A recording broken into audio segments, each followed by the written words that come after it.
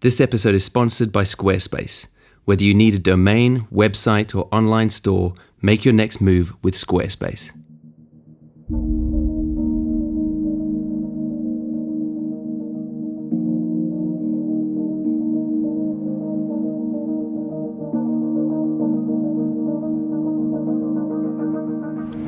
I may talk about this more specifically one day, but for me, photography is more than just a technical exercise.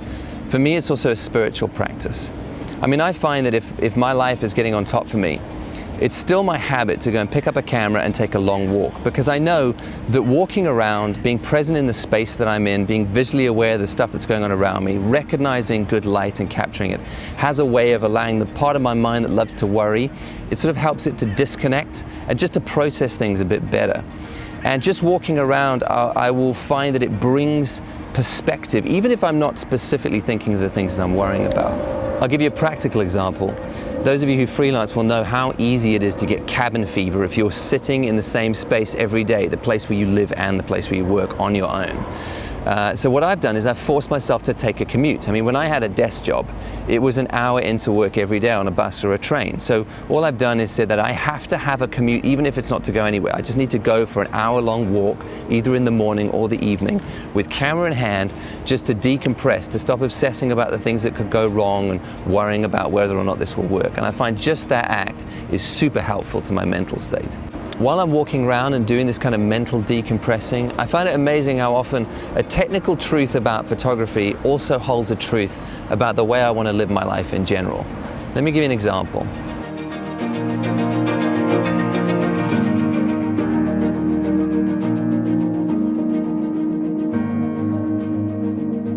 There's a principle which I've really started to take on board over the last few years, and strictly speaking, it comes more from the world of cinematography, but it's changed the way I shoot across the board, whether it's videos or stills.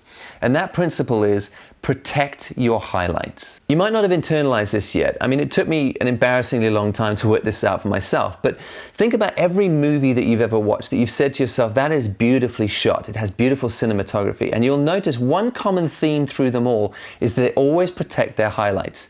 That every sky you see has all the tones present, even the white clouds aren't ever blown to pure white, that you can see every detail. And that to us signals quality, because it feels more like the way we see in our daily lives with our human eye. And don't hear me saying that if you ever blow out highlights, you've messed up and it's a bad image. That's not true at all. And in stills, I often blow out backgrounds if I'm backlighting a subject for a portrait, but it's a creative choice. In general, our human eye can see details in all those highlights. And so when we see that in images, it feels like quality to us. This is why we're so obsessed with the dynamic range on our cameras, because we want the widest possible gamut to take in as much of the dynamic range as possible. But the thinking is so that we can start by first protecting our highlights and then keep as much information as deep into the shadows as we possibly can. Let me see if I can explain this. So let's talk about dynamic range. I know a lot of you will know about this, but I just want to get us all on the same page. So I want you to imagine a spectrum. And on this side of the spectrum here are our darkest darks. And on this side are our brightest highlights. And this is, we're just for argument's sake talking about the visible spectrum, what we can see with the eye, because we're talking photography and filmmaking. Now, our human eye can see around 20 stops of dynamic range. So we can see most things at the same time, in the same moment. Sometimes there are limitations, like if we're standing in a city in a very bright square with the sun in our face, we're not necessarily going to be able to see into the darkest alleys all that detail as well. Our eyes might adjust for that bright sunlight and we wouldn't be able to see the darkest, but we can see most things most of the time. And when this gets compressed because the light's quite even, we can often see everything at the same time. Like a beautiful sunset, you can see when the light softens like that and this dynamic range compresses, we can see the beautiful highlight tones and we can see the foreground detail. But if you've ever tried to take a photograph with a camera like my Canon 80D, for example, of a sunset, you will have found it quite frustrating, because it only has about 12 stops of dynamic range. So if you've got it in auto, it will just stick it right in the middle here. That's where it thinks you want those 12 stops, right down the middle, bang. and you will lose lots of that sky detail. The sunset won't look as beautiful as it looked to your eye, and you'll lose a lot of the foreground information as well.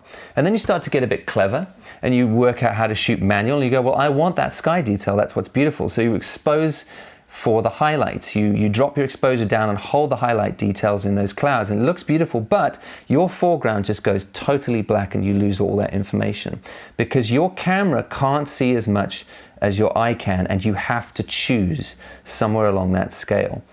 A camera like the Arri Alexa is a fancy cinema camera. That has about 15 stops of dynamic range, which is closer to our human eye. Still not as good, but it holds a lot more of those tones in place. But when you're shooting for cinema, and you'll see this all over the place, they'll talk about exposing to the right, which means they'll push this 15 stops right up to the edge here to hold the very last highlight right on the edge.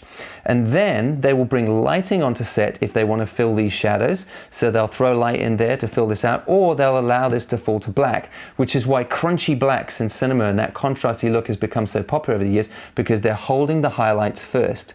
And the better cameras get, the more they can hold the range all the way down, but always they're starting right at the top here with hold these highlights.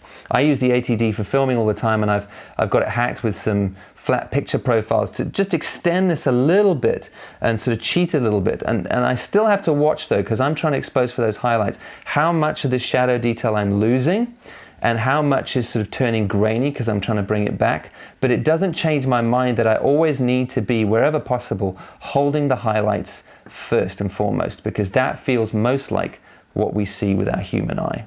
I'll just give you a few examples to show you this from a few shows I've been watching recently. This is still from Mindhunter on Netflix. And you can see how they're starting with these highlights in the whites and like the cuff here. And they're using that as their exposure point to the right, and they're letting everything else fall dark. So his face is exposed well. Even the sky, the whites, the clouds is all exposed well. It's all good. It means that the suits are falling very dark in places. They don't care though, because they're starting with those whites, making sure they're protecting their highlights and letting everything else fall where it may. This is from Mr. Robot on Amazon. This is a nuts shot to me, because they're exposing and they're protecting the highlight just out the window there. You can actually see the detail in the bricks out the window. They haven't let that blow to white, which a lot of shows would allow, but they're even protecting that. And look how dark the whole scene falls. I mean, you can't really see much detail in the left-hand side of this character, and even the right-hand side is still exposed quite darkly, but it creates an amazing mood. This character is obviously exposed by the light from the laptop. And then you've got a shot like this, same show, Mr. Robot. Again, looking outside of the windows, you've got everything exposed correctly outside. They're making sure they're not losing any detail on those buildings outside of the window. And look how dark it leaves the characters falling in the frame. And you might think, well, you shouldn't do that, but they're doing it. And to our eye, this looks like quality cinematography. By the way, if you want to see great cinematography, take a look at Mr. Robot. They've really got some fantastic work in there and some very, very interesting framing. This is another show, Ozark, which I watch on Netflix. Again, look, they're using the balustrades outside here, these balconies, and the sun hitting it, and this sunlight directly hitting this white wall, which is going to be very bright in real life. That's their starting point, and everything else gets exposed left of that, which means that the characters are falling quite dark and the rest of the frame is falling quite dark as well. But they're okay with that because they're protecting their highlights. Again here, same shot, different angle, and they've got this here is one of the brightest parts of the image. They're protecting that highlight on his shoulder, protecting these little highlights outside, which means that his face is falling reasonably dark. The character here is falling quite dark, but they want that because this exposing, making sure these highlights are correctly exposed and letting things fall slightly darker, and then using it to create interesting composition is read as quality in our eyes. This is from The Crown on Netflix, season 2. You can see you've got like a little highlight here coming in through the window, a little highlight here on the side of the face, a little highlight from the window, and a very, very dim highlight, and then you've got these two lights.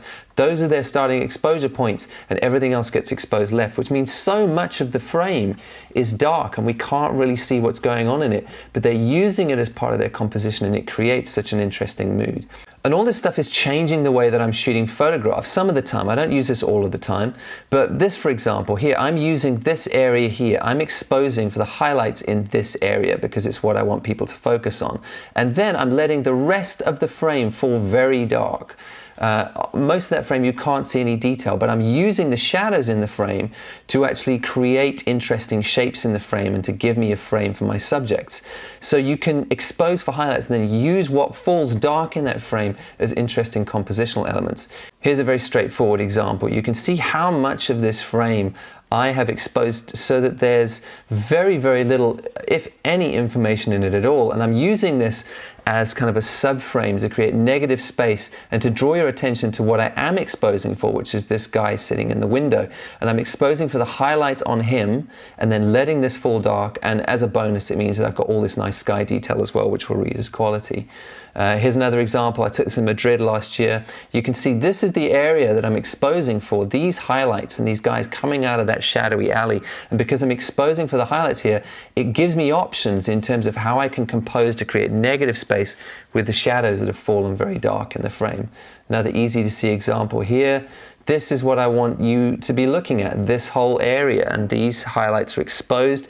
Everything else falls to dark in the frame, especially because I'm shooting JPEG on a lot of these, but I'm using that limited dynamic range to create all this interesting negative space. And just one more. This is one I took in Rome last year again. You can see the example, how much of this frame is just totally dark and we can't really see what's going on. I mean, it's just all of this here, which is creating that negative space. Because on some photographs now, and this is sort of becoming a stylistic thing for me that I've borrowed from cinema, is if I'm exposing for my highlights and protecting them, it means that the shadows are going to fall darker because of the limited dynamic range, but it's giving me these really interesting compositional options in the way that I frame and expose and compose my photographs.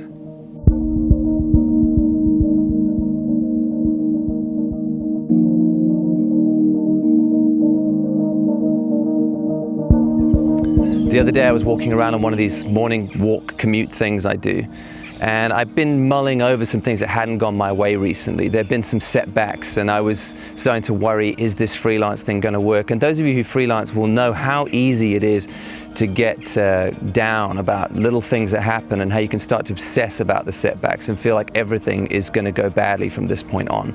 So this was kind of going on in the back of my mind, and at the same time I'm walking around with my camera and taking shots and looking, and that little photography mantra is going through my head, you know, protect your highlights, let the shadows fall where they may, use them as compositional elements, protect your highlights. And at some point it moved from being a lesson about photography into being a lesson about life for me in that moment.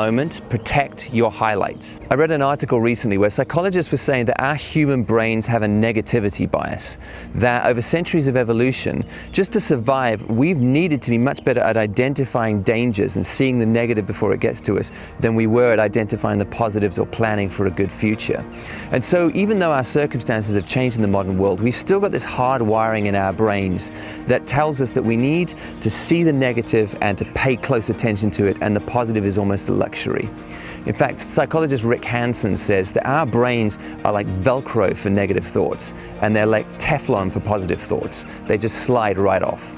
On paper, things aren't actually going that badly at the moment. There's a lot on the horizon that looks quite hopeful, that might work out in the long term. But I noticed that my brain was just stacking the negatives, and any positive that popped up just slipped away as fast as it occurred to me.